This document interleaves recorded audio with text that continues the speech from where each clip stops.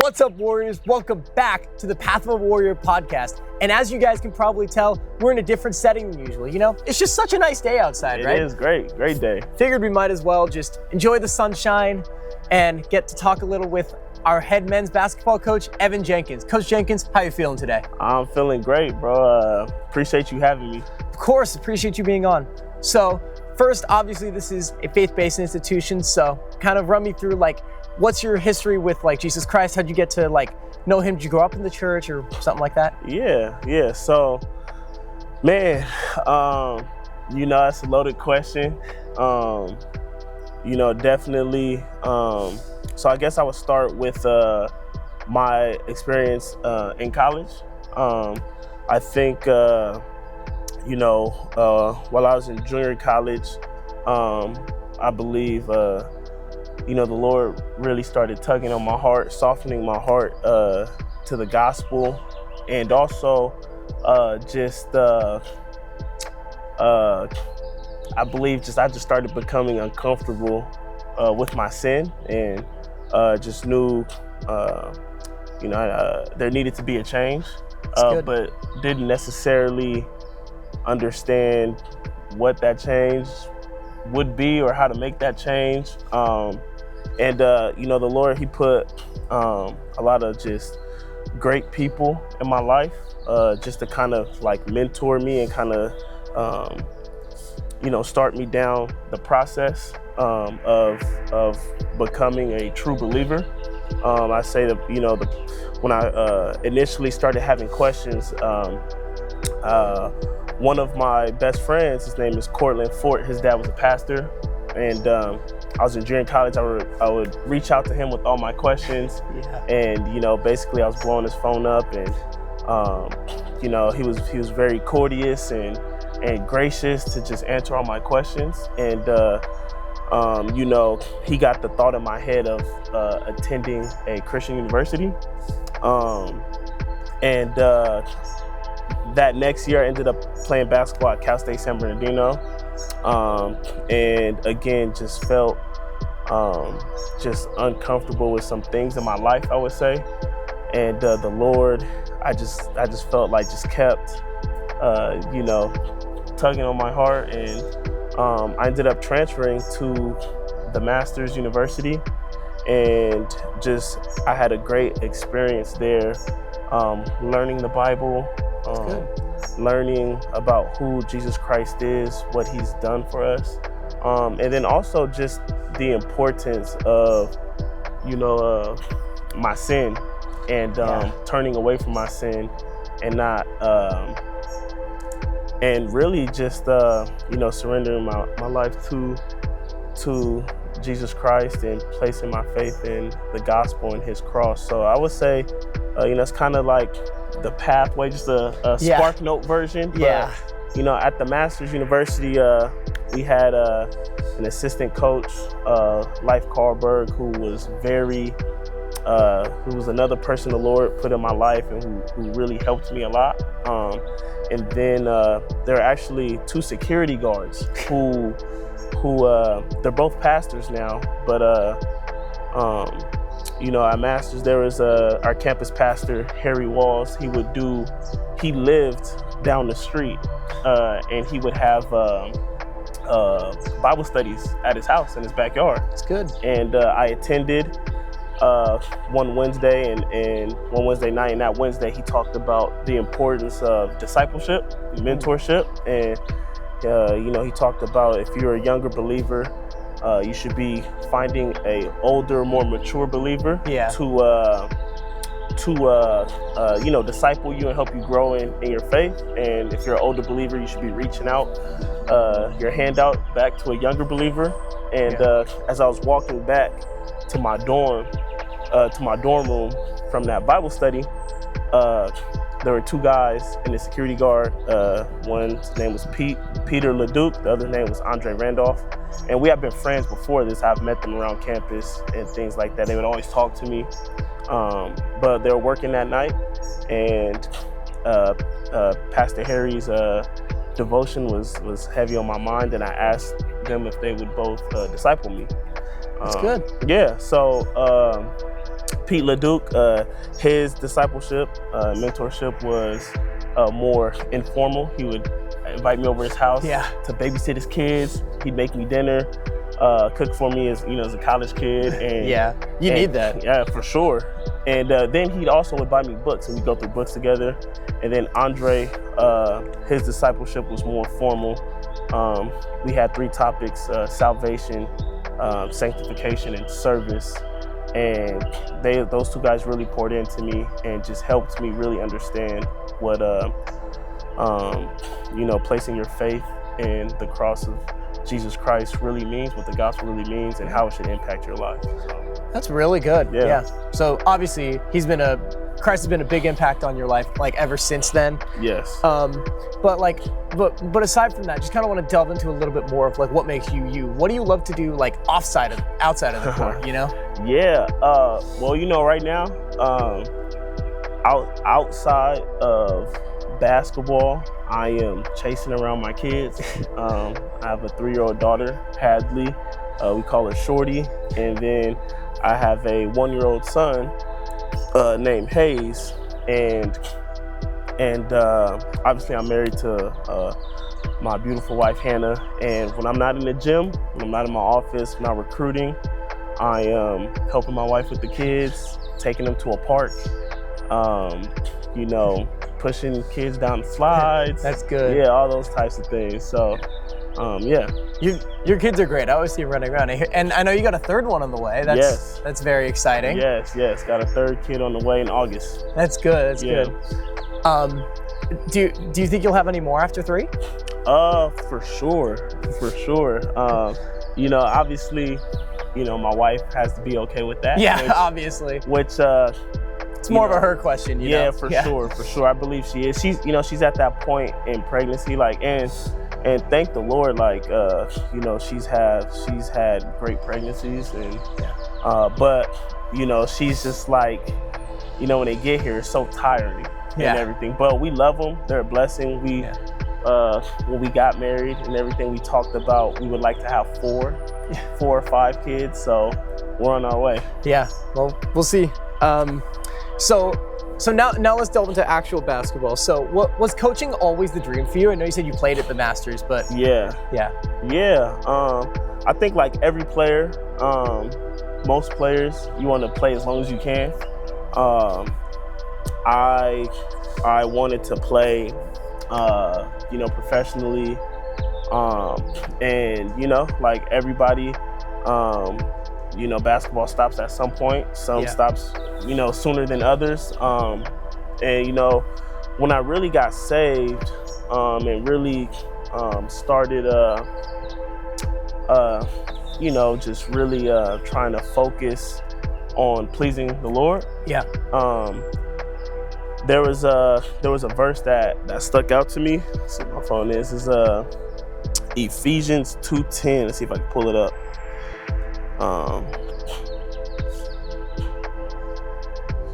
Sorry about this. You're good.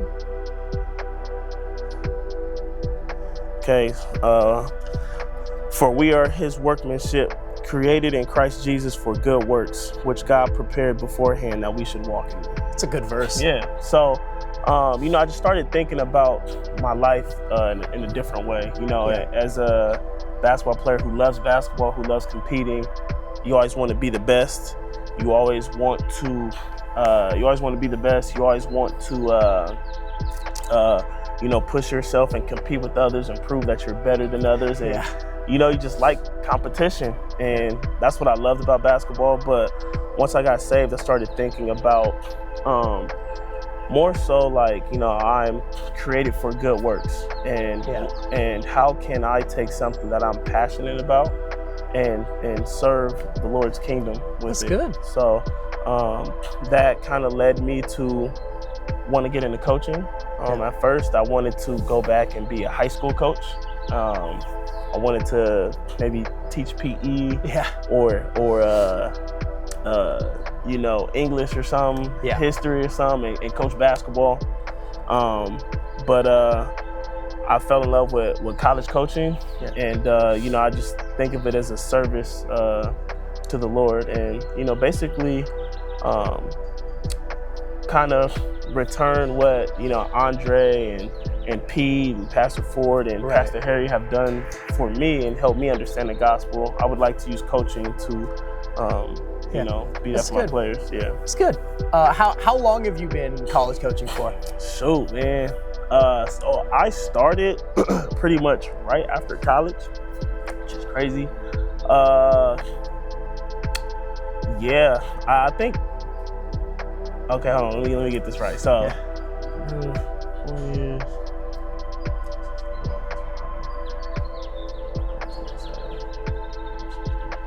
So I've coached for college for 8 seasons. Mm-hmm. I've coached high school for 1 season. Mm-hmm. So I've coached for a total of 9 seasons.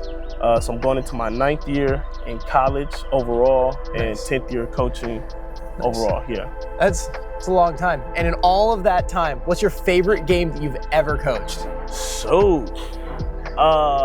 man, there's a lot of memories. I'd have to say my first game as a head coach against Providence here.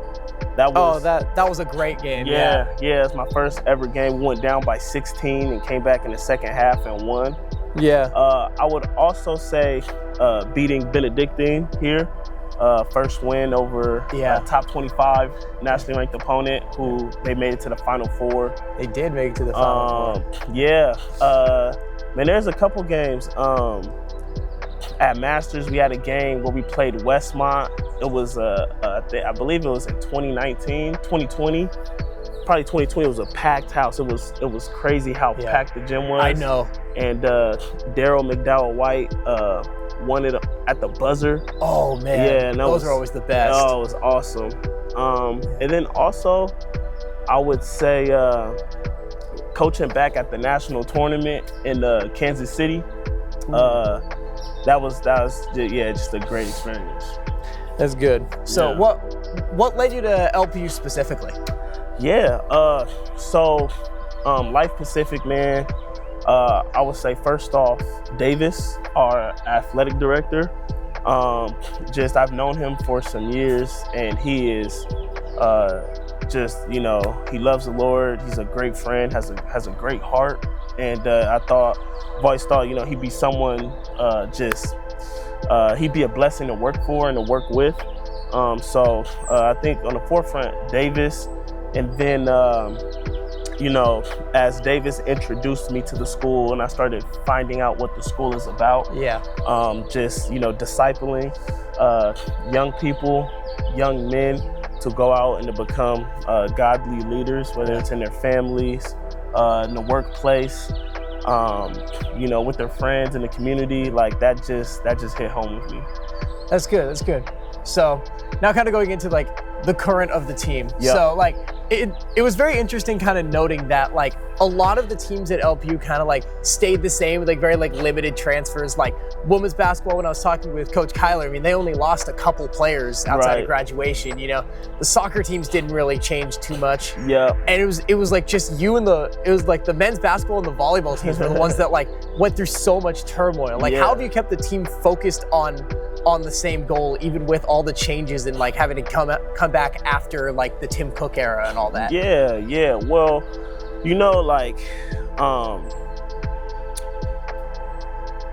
throughout this season, there's times where, obviously as a competitor, you want it all to happen right now. You know what I'm saying? Like you want to be a contending team right now. And at times I feel like we have the talent to do that. But you start to understand too, and this is my first year as a head coach, start to understand why team building takes time. And we were behind just in some other areas. And I started to think to myself, like, you know what, like we're going to get there, but it's going to take time. And also too, like, we have to do the work.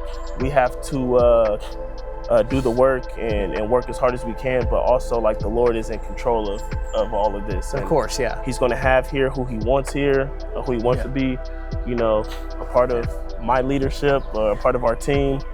And so part of it is just trusting in him in that. But in trying to keep the guys focused on the goal, especially like right now we've had, some guys transfer out and everything. Just try to, keep them grounded in like what we're about. Of course. What's important to us, and like, hey, like this is not for everybody. Yeah. This is not a team that's just, anybody can be a part of. Like, this is a special place, a special program, and we're looking for specific fits. That's good. Yeah. What's something that excites you about next season? You know what? I think first off is just before we get to the basketball, just like the guys. I think like year one is always tough because there's so many different personalities. I have a big personality, so you know what I'm saying? So guys are getting used to me, used to me, and I'm getting used to them. And it's a learning curve of like, okay, this player responds to this player may respond to that. Maybe this player doesn't like this. I don't care if he doesn't like this. Like, you know what I'm saying? There's a whole lot of that. Going into year two, with the guys we have coming back, I think we have a great core group coming back. There's just more familiarity. You know what I'm saying? Like, I know them better. They know me better, which should lead to, we just should be a couple steps ahead just on a personal level. Of course. With connecting. And then with what we've been seeing in the gym through our workouts and weights and, these guys, they just have I think they're clicking better together as well. Yeah. I mean, of course, like you want to see like the improvement in wins, but it's not going to come linearly, you know? Right. So if you were to give like a quick recruiting pitch to a recruit that's like debating on colleges, why is LPU the right fit for them? Yeah.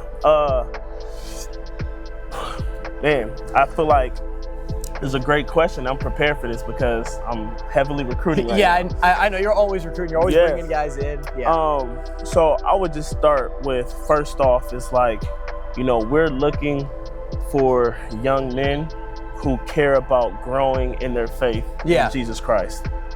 Growing as godly young men, you know? And I tell them all the time, like, it doesn't mean that, you're going to be perfect, that you're going to, I expect you to be a pastor or a deacon or elder in the church or anything like that. I'm not going to put that pressure on you. But the intentions, like, what are your intentions? Like, do you have a heart that cares about, what the Lord has done for you? And do you care to grow in that? And if you do, I don't think there's any place better. You know what I'm saying? Because like our coaching staff are, they're full of men who care about you, who like genuinely care about you before you even step foot on the basketball court. Like, we care about, the decisions that you make, your interests, and also we're going to hold you accountable. Now, secondly, if, talking about accountability, like if you care about, growing as a basketball player, and you're serious about your faith, you're serious about basketball, and you want to become the best basketball player you can be, accountability is not always comfortable. Yeah, it isn't. Yeah. And there's times where like, I gotta turn up. And you know what I'm saying? Like, I gotta be on your bumper and get on you to make sure that you're growing, because growth is not always comfortable. There's times where you're doing a good job and I could just be a cheerleader on the sideline. But if you're serious about your, number one, growing in your faith, growing as a basketball player, and being around just great people. Like when all the recruits, they're always surprised when they come to campus about how nice campus is, how nice the people are here. And then I tell them too, like, our games have been amazing. I mean, we're getting a lot of like good fan representation too. Yes, we are. Yeah, it's been super nice. So it's a place where it's a well-rounded place. Of course. You know what I'm saying? It's not just basketball, it's not just faith. you know, that there's growth on both ends. Yeah, of course. And I heard you talk a little bit about like how your assistants are like also part of that culture. Like, how important was it for you to get the right assistant coaches in the building? Yeah, you know, that's super important because as a head coach, like, a lot of people can say leadership is lonely, you know what I'm saying? Yeah.